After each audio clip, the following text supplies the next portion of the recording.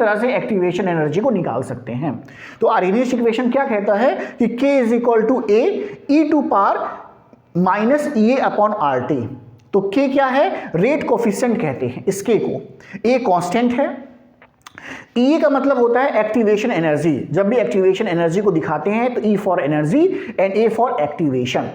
R gas constant है, T temperature है kelvin में। तो हमने सब लिखा है gas constant, T is a temperature in kelvin. तो केल्विन में ये हैं। अब अगर आप सपोज करिए कि इसे लॉग के फॉर्म में अगर आप लिखते हैं तो लॉग के फॉर्म में लिखेंगे तो हो जाएगा ln K ln A, इसके बाद ln A हो जाएगा और ये पावर कितनी हो जाएगा माइनस ई अपॉन आर टी के बराबर हो जाएगा।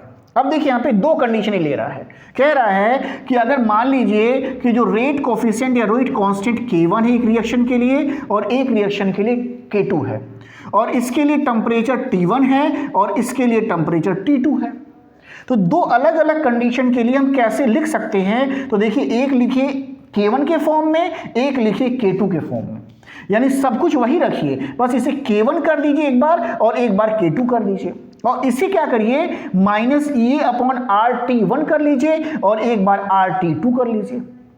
फिर क्या करिए इस इक्वेशन 2 से इक्वेशन 1 को माइनस कर लो। तो देखिए इक्वेशन 2 को इक्वेशन 1 से माइनस कर लो, और जब माइनस करिए तो क्या होगा, ये ln वाला पोर्शन कट जाएगा, कैंसिल हो जाएगा, और साथ ही साथ क्या करिए ई अपॉन आर कॉमन कर लो, कॉमन ले लीजिए। तो जब आप कॉमन ले लेंगे तो ब्रैकेट में क्या बचेगा 1 upon T1 minus 1 upon T2 बचेगा ऐसा।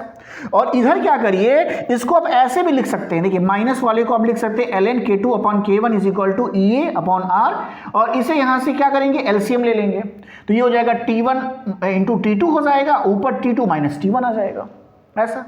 हमें एक्टिवेशन एनर्जी के फॉर्म में लिखना है, तो जब एक्टिवेशन एनर्जी के फॉर्म में लिखेंगे तो इक्वेशन ऐसा हो जाएगा।